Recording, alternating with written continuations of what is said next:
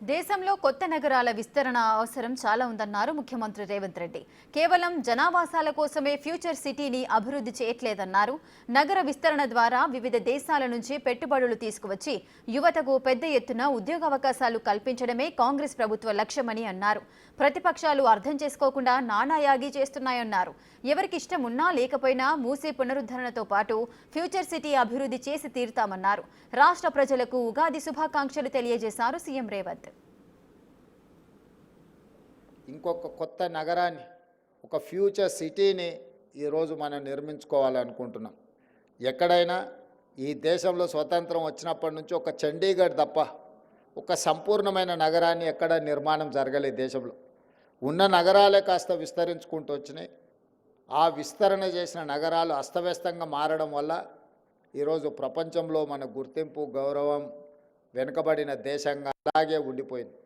అందుకే ఈరోజు ఈ దేశంలో కొత్త నగరాల నిర్మాణం జరగాల్సిన అవసరం ఉన్నది. ఈ కొత్త నగరాల నిర్మాణం జరగాలి అంటే దానికి నమూనా ఈ దేశంలో ఎక్కడా లేదు. అందుకే తెలంగాణ రాష్ట్రం ఆ ఫ్యూచర్ సిటీని నిర్మించడం ద్వారా దేశానికి ఒక ఆదర్శంగా నిలబడి ఒక నమూనా నగరాన్ని ఇవాళ మనం నిర్మించాలనుకుంటున్నాం. అది కేవలం జనావాస యోగ్యమైన నగరం కాదు, ఉద్యోగ ఉపాధి అవకాశాలు కల్పించుకుంటూ ఈ రాష్ట్రంలో సంక్షేమ పథకాలు అమలు చేయాలంటే అత్యంత వెనుకబడిన వర్గాలైన దళితులు, గిరిజనులు, ఆదివాసీలు, బలహీన వర్గాలు, మైనారిటీలు, మహిళలకు అవసరమైన సంక్షేమ అభివృద్ధి కోసం నిధులను సేకరించాలంటే అక్కడ పెట్టుబడులు రావాలి. ఆ పెట్టుబడుల ద్వారా రాష్ట్ర ఆదాయం పెరగాలి. అందుకే అది ఒక పెట్టుబడుల నగరంగా, అక్కడ ప్రజలు నివసించే నగరమే కాదు, అక్కడ పెట్టుబడుల నగరంగా మారి అక్కడికి వేలాది కోట్ల రూపాయల పెట్టుబడులు తీసుకొచ్చి లక్షలాది ఉద్యోగ ఉపాధి అవకాశాలు కల్పించాలని ఈరోజు మనం ప్రణాళికలు సిద్ధం చేసుకున్నాం. అందుకే ఈరోజు ఒక అభివృద్ధి జరిగినప్పుడు కొన్ని అడ్డంకులు వస్తుంటాయి. ఎక్కడ కూడా 100% ఆమోదం ఉండదు. దేవుళ్ళనే 100% మన వాళ్ళు ఆమోదిస్తలేరు.